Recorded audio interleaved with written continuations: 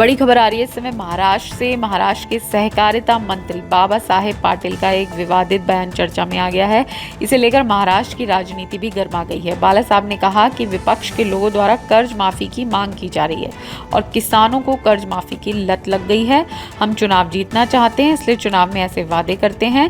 जलगांव की एक जनसभा में पाटिल ने यहाँ तक कहा कि चुनाव के दौरान अगर कोई गाँव में नदी लाने की मांग करता है तो उससे वादा किया जाता है कि नदी ला दी जाएगी, क्योंकि वे नेता चुनाव जीतना चाहते हैं।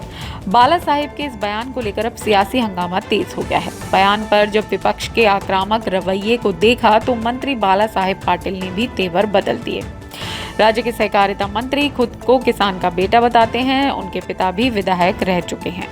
बताएं कि बाढ़ और भारी बारिश से महाराष्ट्र के किसानों को काफी नुकसान हुआ है। इसे लेकर विपक्ष फडणवीस सरकार पर किसानों की कर्ज माफी का लगातार दबाव बना रहा है। हाल ही में महाराष्ट्र के छत्रपति संभाजी नगर में उद्धव बाला साहब ठाकरे शिवसेना की ओर से हंबर रडा मोर्च निकाला गया। मराठवाड़ा में मूसलाधार बारिश से किसानों की बर्बाद हुई फसल की मांग को लेकर ये मोर्चा निकाला गया था। सभा में उद्धव ठाकरे ने कहा कि हर संकट में शिवसेना किसानों के साथ खड़ी रही है। उन्होंने राज्य सरकार पर निशाना साधा और कहा कि सीएम के दावे के अनुसार 31,000 करोड़ का राहत पैकेज सिर्फ कागजों पर है। अब तक किसानों को पैसे नहीं मिले हैं। उन्होंने याद दिलाया कि जब वो सीएम थे तो कर्ज माफी लागू कर किसानों के खाते में सीधे पैसे डाले गए थे। उन्होंने मांग की कि किसानों को प्रति हेक्टेयर 50,000 रुपये का मुआवजा दिया जाए।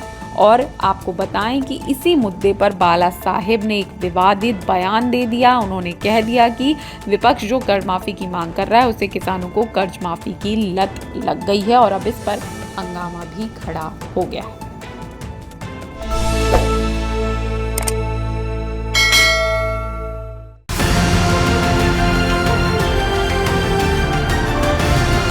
किसान तक, किसान तक, किसान तक, किसान तक, किसान तक, किसान तक, किसान तक। खाना है तो उगाना है, खाना है तो उगाना है, किसान तक, खाना है तो उगाना है। किसान तक, खाना है तो उगाना है।